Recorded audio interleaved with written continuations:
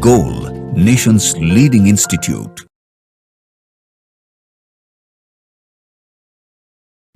Hello students, myself Deepak Deep and I am going to discuss Spot Test 11 जो 4 अप्रैल को हुआ था spot test series का। Physical chemistry discuss करूंगा मैं और पहला क्वेश्चन शुरू होता है 151 से, तो आप बोर्ड पे फोकस करिए। पहला क्वेश्चन हम लोग डिस्कस करते हैं। क्वेश्चन नंबर 151 है आपका। क्वेश्चन नंबर 151 है the enthalpy of combustion at 25 degree Celsius of H2 cyclohexane and cyclohexene are given. The enthalpy of hydrogenation. Enthalpy of hydrogenation का मतलब होता है हाइड्रोजनेशन रिएक्शन बोले तो cyclohexene C6H10 plus hydrogen gas मिलके आपको C6H12 दे, और इस प्रोसेस में जो एंथैल्पी चेंज है वो आपको पता करना है। चूंकि ये प्रोसेस हाइड्रोजनेशन है तो एंथैल्पी चेंज को एंथैल्पी ऑफ हाइड्रोजनेशन कहेंगे हम लोग। एंथैल्पी ऑफ हाइड्रोजनेशन पता करने के लिए अगर डेटा कंबशन का है तो आप रिएक्टेंट माइनस प्रोडक्ट करते हैं, तो हम रिएक्टेंट की वैल्यू अगर पुट करते हैं तो साइक्लोहेक्सीन की जो वैल्यू है वो है -3800, तो -3800 हाइड्रोजन का -241 है, और माइनस ऑफ -3920 अगर हम सॉल्व करते हैं तो ये सॉल्व करके हमारी जो वैल्यू आती है वो -121 किलो जूल पर मोल आ जाती है। तो क्वेश्चन नंबर 151 का आंसर फर्स्ट हो जाएगा। Very simple question. अगर डेटा हीट ऑफ फॉर्मेशन का होता है तो प्रोडक्ट माइनस रिएक्टेंट करते हैं, बॉन्ड एनर्जी का डेटा है रिएक्टेंट माइनस प्रोडक्ट किया जाता है, और अगर कंबशन का डेटा है एंथैल्पी चेंज पता करते वक्त आप रिएक्टेंट माइनस प्रोडक्ट करते हैं। तो ये प्रैक्टिस में रहना चाहिए, बार बार पूछा जाता है, सिंपल क्वेश्चन है। तो मुझे लगता है क्वेश्चन नंबर 151 आपको समझ में आया है। 151 के बाद हम नेक्स्ट क्वेश्चन पे मूव करते हैं। क्वेश्चन नंबर 154 बोर्ड पे देखिए आप ध्यान से। 154 कह रहा है कि 1 मोल each of A and B and 3 moles each of C and D are placed in 1 liter flask। चलिए जी, ये रिएक्शन है A plus B goes to C plus D। इसका 1 लिया है और इसका 3 लिया है, और इसका K दे दिया है हमको 2.25। अगर आप इसका Q देख पा रहे होंगे, चूंकि सिंपल है 3 × 3 / 1 × 1, वो Q 9 है और वो बड़ा है K से। अगर Q बड़ा होता है K से तो आपको पता लग जाता है कि रिएक्शन बैकवर्ड जाएगा, मतलब रिएक्शन कोसेंट हमको गाइड करेगा। ये गलती की स्ट्रॉन्ग जगह है, ध्यान रखना। अगर सारे रिएक्टेंट और प्रोडक्ट दिए हैं होमोजेनस इक्विलिब्रियम में तो आपको सबसे पहला डिसीजन यही लेना होगा कि फॉरवर्ड जाएगा या बैकवर्ड जाएगा। तो ये रिएक्शन चूंकि बैकवर्ड जा रहा है तो इधर से 3 - x 1 + x और 1 + x लिखना होगा और इक्वेट कर देना होगा। 2.25 = 3 - x और डिवाइडेड बाई 1 + x, इधर भी स्क्वायर का होल स्क्वायर, ये हटाया तो ये हम सॉल्व करते हैं तो ये 1.5 हो जाएगा। तो हमें समझ में आता है कि 3 - x डिवाइडेड बाई 1 + x की वैल्यू कितनी आ जानी है, 1.5, और यहां से हम अगर x निकालते हैं तो x की वैल्यू 3/5 आ जाती है। वैल्यू पुट करते हैं तो हमसे पूछ रहा है A और C का कंसंट्रेशन बताइए। तो A की कंसंट्रेशन कितनी है 1 + x और C की कंसंट्रेशन कितनी है 3 - x। तो आपको आंसर करना है 1 + x डिवाइडेड बाई 3 - x। तो जब हम सॉल्व करते हैं x के साथ इस वैल्यू को तो आंसर हम लोग को फर्स्ट मिल जाता है 2:3। ये 8/12 आ जाता है, 8/5/12/5 दैट इज 2/3। तो आंसर इसका हमारा फर्स्ट हो जाएगा। इस क्वेश्चन में बस एक ही टेक्निक था जो ध्यान देने लायक था, जो मैंने आपको शुरू में ही समझाया कि रिएक्शन फॉरवर्ड जाना है या बैकवर्ड जाना है, ये गलती की स्ट्रॉन्ग जगह थी। तो शायद ये आपसे सही हुआ हो। नेक्स्ट क्वेश्चन आप देखिए, question number 157। The conductivity of saturated solution of barium phosphate is 1.2 × 10⁵, मतलब K इज गिवन, K दे दिया है हमको 1.2 × 10⁻⁻5 साइमन पर ओम पर सेंटीमीटर दिया है, साइमन पर सेंटीमीटर दिया है, और लिमिटिंग इक्विवेलेंट कंडक्टिविटी दिया है। इक्विवेलेंट कंडक्टिविटी में आप 2 का डिफरेंस बाकी 2 के डिफरेंस के लिए लिख सकते हैं, मतलब इन टर्म्स ऑफ लैम्डा ई हम लोग लिख सकते हैं कि अगर बेरियम क्लोराइड और KCl का डिफरेंस लिया, BaCl2 और KCl का डिफरेंस लिया, तो ये बराबर होगा Ba3PO4 whole twice minus K3PO4 का, यहां भी बेरियम और पोटेशियम का डिफरेंस, यहां भी बेरियम और पोटेशियम का डिफरेंस, चूंकि इक्विवेलेंट है तो नंबर इंपॉर्टेंट नहीं है। तो BaCl2 का कितना दिया है बच्चे 160, KCl का कितना दिया है हमारे पास 100, तो ये भी डिफरेंस होगा व्हाट माइनस K3PO4 का दिया है 140, तो ये 60 है तो समझ में आता है 140 जुड़ जाएगा, तो लेमडा की वैल्यू आ गई हमारे पास लेमडा ई की कितनी 140 प्लस 60 200। तो ये लेमडा ई मिल गया मुझे, के पता है तो नॉर्मेलिटी निकाल लेते हैं। लेमडा ई जो होता है वो के बाई नॉर्मेलिटी इनटू 1000 होता है, अगर ये साइमन पर सेंटीमीटर में हो ऊपर, तो नॉर्मेलिटी यहां से आ जाएगा, नॉर्मेलिटी इज इक्वल टू के बाई लेमडा ई इनटू 1000। तो इधर से सॉल्व किया तो नॉर्मेलिटी की वैल्यू आ गई, के की वैल्यू कितनी है जी 1.2 इंटू 10 का पावर -5 इंटू 1000 और डिवाइडेड बाई लेमडा ई जो हमने पता किया है वो है 200। तो ये अगर हम सॉल्व करते हैं तो 200 से कितने टाइम्स कट जाता है 5 टाइम्स, और ये 1.2 मतलब 6 इंटू 10 का पावर -5 आ गया। नॉर्मेलिटी 6 इंटू 10 का पावर -5 है, तो इसकी मोलारिटी क्या हो जाएगी बच्चे, इसकी मोलारिटी हो जाएगी norm N factor barium phosphate का 6 है, 3 इस पे +2 चार्ज है और 3 टाइम्स है तो 6 होगा, तो 6 इंटू 10 का पावर -5 बाई 6 10 का पावर -5 हो जाएगा। और बेरियम सल्फेट के लिए, बेरियम फॉस्फेट के लिए KSP का एक्सप्रेशन बनेगा 108s का पावर 5। तो अगर ये वैल्यू रख देते हैं तो 10 का पावर -5 का 5 पावर 10 का पावर -25 हो जाएगा, तो 1.08 इंटू 10 का पावर -23 आंसर आ जाएगा। हाँ, ऑब्वियसली ये कैलकुलेटिव था, क्योंकि पहले आपको लेमडा ई पता करना था, नॉर्मेलिटी पता करना था, नॉर्मेलिटी को मोलारिटी करना था, सॉल्युबिलिटी, और सॉल्युबिलिटी का तो पता है एक्सप्रेशन कि A3B2 या A2B3 टाइप के सॉल्ट के लिए KSP 108s का पावर 5 होता है। तो ये क्वेश्चन भी आपने किया होगा एग्जाम में, पक्का आपसे हुआ होगा। नेक्स्ट क्वेश्चन देखिए, at 100 degree Celsius, vapor pressure of solution of 4 gram solute in 100 gram water is 750 mm of Hg। आप देखिए ध्यान से, ये कह रहा है कि डेल्टा टीबी बताइए, और डेल्टा टीबी क्या होता है भाई, केबी मल्टीप्लाइड बाई मोलालिटी, और हम जानते हैं कि डेल्टा पी बाई पीएस जो होता है वो बराबर होता है NB by W A multiplied by M A, purposely ऐसे लिखा। तो अब आपको डेल्टा टीबी और delta P by P S के बीच में डायरेक्ट रिलेशन मिल जाएगा। लिखा जा सकता है यहां से कि delta P by P S, अगर मैं इससे इसको ऊपर वाले को डिवाइड कर दूं, इसको 1 कह रहा हूं मैं और इसको 2 कह रहा हूं, तो मैंने डिवाइड किया है 2 बाई 1, 2 डिवाइडेड बाई 1 करना है मुझे। तो अगर डिवाइड करूंगा तो डेल्टा टीबी ऊपर चला जाएगा और ये molality NB by W A into 1000 से कैंसिल आउट हो जाएगा। मतलब अगर इसको भी आप एक्सपेंड करना चाहें तो ये क्या चीज है, ये है NB divided by W A और इंटू 1000 बच्चे। तो अब देखिए ध्यान से, एनबी डब्ल्यू ए कैंसिल हो जाएगा, तो ऊपर क्या बचना है हमारे पास, delta P by P S by delta TB is equal to, ये हमारा के बी इंटू 1000 बाई एम में आ जाएगा। तो हमारे पास रिलेशन आएगा delta P by P S by delta TB, तो डेल्टा टीबी ऊपर चला गया, डेल्टा टीबी और into K B into 1000 by M A, और ये यूज करिए, आपको एक आंसर मिल जाएगा।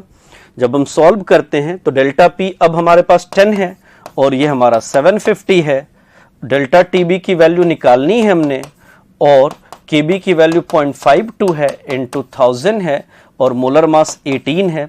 तो सॉल्व करके यहां से डेल्टा टीबी हमको मिलता है 0.38, सॉल्व करते हैं तो फोर्थ आंसर आपको मिल जाता है बॉइलिंग पॉइंट 100 पॉइंट, क्योंकि ये तो एलिवेशन बॉइलिंग पॉइंट है और वाटर का बॉइलिंग पॉइंट 100 होता है, 100 में ये वैल्यू जोड़ देंगे, आंसर मिल जाएगा। ये था हमारा क्वेश्चन नंबर 160, आंसर हो जाएगा फोर्थ। 160 के बाद आप देखिए नेक्स्ट क्वेश्चन है हमारा नेक्स्ट क्वेश्चन है हमारा 163 नंबर क्वेश्चन में देखिए, for a zero order reaction A goes to B, successive half life reaction decreases with the progress of reaction. जैसे जैसे रिएक्शन प्रोग्रेस होगा सक्सेसिव हाफ लाइफ डिक्रीज करेगा। मतलब सही स्टेटमेंट है, क्योंकि टी जो होता है टी हाफ ये ए नॉट बाई 2 के होता है। तो धीरे धीरे धीरे धीरे जैसे जैसे कॉन्सेंट्रेशन बदलेगा, क्योंकि ये टाइम के साथ बदलता जाएगा, तो टी हाफ भी बदलता जाएगा। तो पहला तो सही है जी, direct.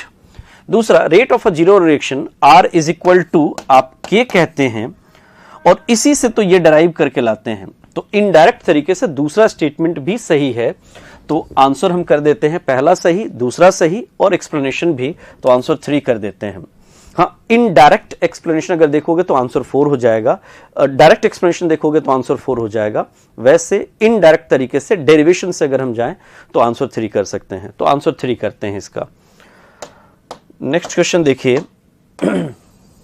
Question number 166, if uncertainties in measurement of position and momentum of electron are equal, calculate uncertainty in measurement of velocity। ध्यान से देखिए, ये कह रहा है कि delta x is equal to delta p, मतलब वो कहना चाहता है कि डेल्टा p का square is greater than equal to h by 4 pi.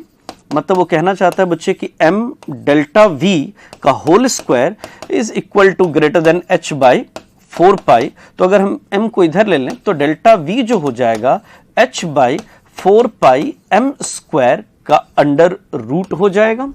तो हमें समझ में आता है कि बाहर आ जाता है h और पाई को छोड़ के 1/2m। तो वैल्यू पुट कर दिया जाए तो delta v will be 1/2 into 9.11 into 10 का पावर -31 और रूट के अंदर 6.626 इंटू 10 का पावर -34 डिवाइडेड बाई पाई की वैल्यू 3.14। तो अगर ये कैलकुलेशन आप सही सही करें तो आपको आंसर मिल जाता है थर्ड 8 इंटू 10 का पावर 12 कैलकुलेशन के बाद। तो डेल्टा v हमारा आ जाएगा 8 इंटू 10 का पावर 12 मीटर पर सेकेंड। तो ऑब्वियसली इम्प्रैक्टिकल सी बात है, ये वेलोसिटी की अनसर्टेनिटी हो नहीं सकती, मतलब कभी भी अनसर्टेनिटी पोजीशन और मोमेंटम की बराबर नहीं हो सकती, ये भी बात आप कह सकते हैं। तो क्वेश्चन नंबर 166 का आंसर थर्ड करते हैं हम लोग। 166 के बाद आप 169 देखिए, the EMF of the cell reaction is 1.1 volt. इसने दे दिया है बच्चे E naught cell, E naught cell की वैल्यू कितनी दे दी इसने 1.10 वोल्ट। तो डेल्टा जी होता है -NF ई नोट सेल के बराबर। तो डेल्टा जी नोट निकाल दिया हमने, n की वैल्यू 2 है इस रिएक्शन में, 96500 है और ई नोट सेल की वैल्यू हमने रख दी 1.1 वोल्ट। यहां से हमको डेल्टा जी जो मिला वो जूल में आ रहा है, किलो जूल में करने के लिए 2 इंटू 96.5 इंटू 1.1 कर दिया। तो ये हमारा आ गया डेल्टा जी नॉट। और अब फिर हमने लगा देना है डेल्टा जी नॉट बराबर होगा delta H not minus T delta S not. अब आपको टी पता है 298 केल्विन, डेल्टा एच दिया है, डेल्टा जी दिया है। तो यहां से अगर आप सॉल्व करते हैं तो डेल्टा एस की वैल्यू आ जाती है 14.76 विद नेगेटिव साइन। तो ये कैलकुलेशन करना होगा आपको और एक आंसर आपको मिल जाएगा। तो ऑब्वियसली कैलकुलेटिव क्वेश्चन है ये, टाइम लगेगा लेकिन आंसर आपको मिलेगा। मतलब पहले ई नोट से आपको डेल्टा जी नोट निकालना था, डेल्टा जी नोट को यूज करना था delta H T delta S से। हाँ, ध्यान ये रखना होगा कि ये जो आने जा रहा है वो किलो जूल में आने जा रहा है, मतलब एक छोटी वैल्यू आएगी, क्योंकि ये किलो जूल में है, ये किलो जूल में, तो बाद में आपको जूल में आंसर करना होगा। तो ये गलती की जगह है, या तो आप इन सब को किलो जूल को जूल में कन्वर्ट कर दीजिए, आपको सही आंसर मिल जाएगा। क्वेश्चन नंबर 169 के बाद आप नेक्स्ट क्वेश्चन देखिए 172। क्वेश्चन नंबर 172 है कि pH of 0.1 molar hydrocyanic acid solution is 5.2, what is the value of K for hydrocyanic acid. आपको पता है कि pH का फॉर्मूला होता है, अगर हम वीक एसिड की बात करें तो pH is equal to 1/2 pKa minus log C है। तो pH चुके दिया है 5.2, it is equal to half of pKa और minus log C। log C 0.1 molar के लिए log C की वैल्यू 10 का पावर -1 मतलब -1, तो ये +1 हो जाना है। और यहां से अब हम pK पता करें तो ये 10.4 हो जाएगा, -1 होगा, लिख लेते हैं एक बार को, 10.4 इज इक्वल टू pKa +1। तो pKa हमारा आ जाएगा 9.4। तो Ka की वैल्यू हमें समझ में आ गई कि 10 का पावर माइनस 10 के ऑर्डर में होगा, और ये भी देख लेते हैं कि कितना होगा एग्जैक्ट। तो माइनस लॉग Ka की वैल्यू 9.4 हो गई, मतलब लॉग K हो जाएगा बच्चे माइनस 9.4, मतलब माइनस 10 प्लस 0.6, तो ये लॉग 10 का पावर माइनस 10 है, और ये लॉग 4 है, मतलब ये लॉग 4 इंटू 10 का पावर माइनस 10 है। तो लॉग अगर हटा दें तो K की वैल्यू हो जाती है 4 इंटू 10 का पावर माइनस 10 के अप्रॉक्स आंसर। तो ये 4 के आसपास आंसर 4 है, तो आंसर 4 टिक किया जाए, तो क्वेश्चन नंबर 172 का आंसर 4 हो जाना है। तो ये एक्सपेक्टेड है, ये सही हुआ होगा, आसान सा क्वेश्चन है और प्रैक्टिस में रहता है बच्चों के। नेक्स्ट क्वेश्चन देखिए 173 है ई नॉट वैल्यू दिया हुआ है और कह रहा है कि इस ई नॉट वैल्यू को देख के आप जो सेल बनाएंगे उसका सेल पोटेंशियल क्या होगा standard.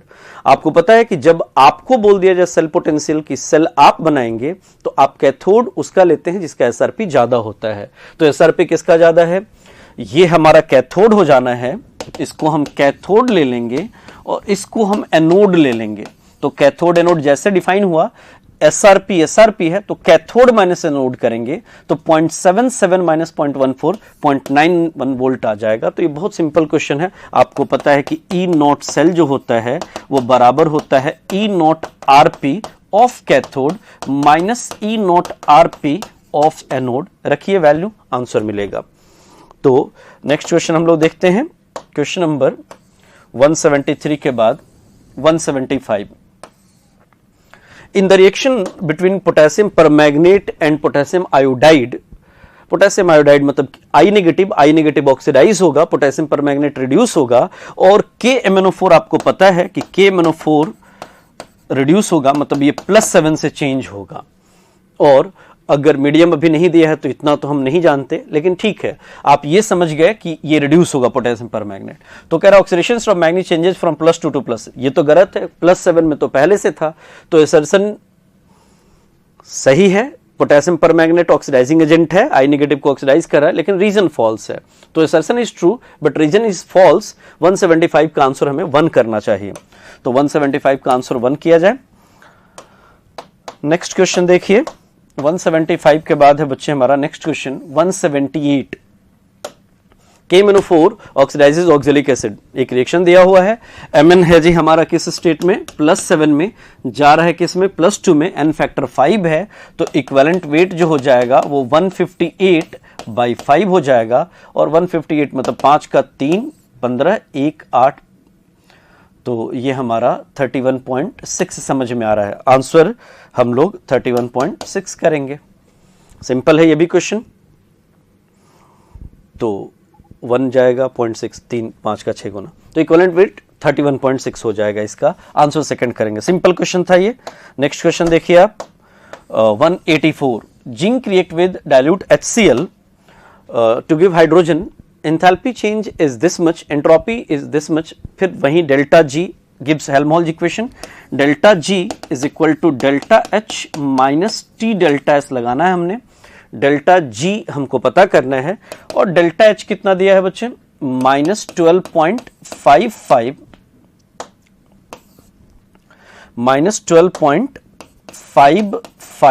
Minus T delta S, temperature is 298, delta S is 5 into 10 का पावर -3 करना पड़ा क्योंकि किलो जूल में करना है हमको। तो समझ में आता है कि भाई ये 0.3 अगर लें तो ये 0.3 मल्टीप्लाइड बाई 5 1.5, और ये हमारा 12.55 किलो जूल है, तो 1.5 का फर्क पड़ने जा रहा है। 1.5 अगर हम जोड़ दें तो 14 के आसपास समझ में आता है, तो 184 का आंसर हम लोगों को 4 कर देना चाहिए, 14 किलो जूल। समझ में आता है ये आपको, ये 0.3 कर देना चाहिए। कैलकुलेशन में 298 को हम लोग 300 लेते हैं और आसपास आंसर पहुंच जाते हैं हम लोग। 186 देखिए नेक्स्ट क्वेश्चन, 186 है एटॉमिक स्ट्रक्चर का question.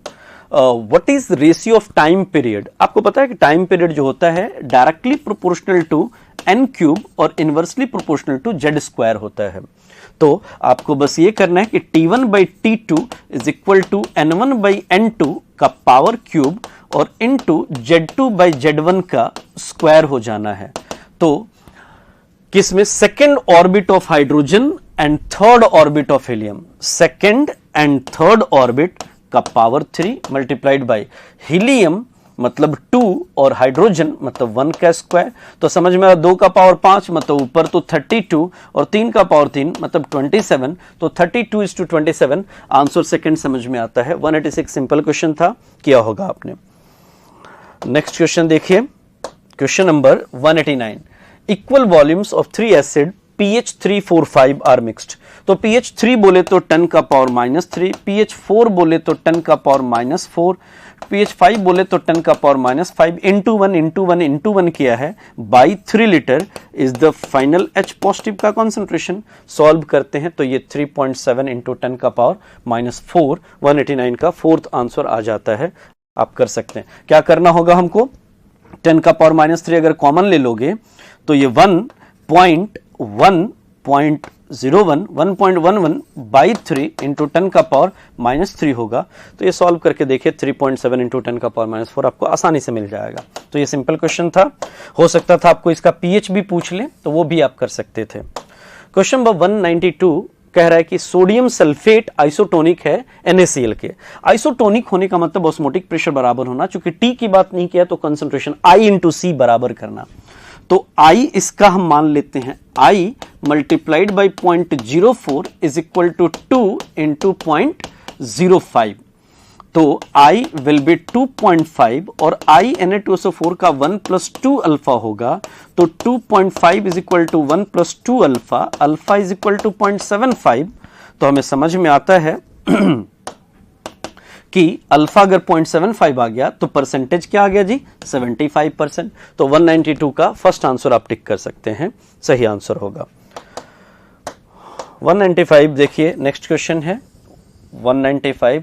A certain weak acid has dissociation constant of 1 into 10 का पावर -4। इक्विलिब्रियम कांस्टेंट बताइए जब ये किसी स्ट्रॉन्ग बेस से रिएक्ट करे। तो ये कहना चाहता है बच्चे कि Ha रिएक्ट कर रहा है OH नेगेटिव से, इस रिएक्शन का इक्विलिब्रियम कांस्टेंट चाहिए इसको। तो ये A नेगेटिव और प्लस H2O देगा। आप ध्यान से इस रिएक्शन को देखिए तो रिवर्स साइड में यह हाइड्रोलिसिस है अनायन की। अनायन के हाइड्रोलिसिस के लिए हाइड्रोलिसिस कांस्टेंट की जो वैल्यू होती है वो KH होती है। तो ये 1/KH पूछ रहा है। KH की वैल्यू होती है KW/K, तो ये K/KW पूछ रहा है। मतलब ये इक्विलिब्रियम कांस्टेंट होगा इसका। K की वैल्यू ने 10 का पावर -4 दी है और KW 10 का पावर -14 होती है।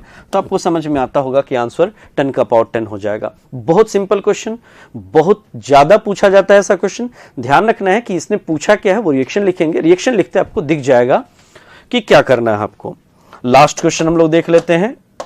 लास्ट क्वेश्चन है 373 kelvin, vapour pressure of A is 21 kilo pascal, B is 18 kilo pascal. Raoult's law का बहुत सिंपल क्वेश्चन कह रहे हैं कि 1 मोल A है, 2 मोल B है। आपको पता है कि जो PS होता है वो बराबर होता है P0A into chi A और plus P0B into chi B। P0A is given as 21 kilopascal and its mole fraction is 1 mole A 1/3 और plus P0B is given as 18 kilopascal and mole fraction will be 2/3। तो ये हो गया हमारा 7, ये हो गया हमारा 12।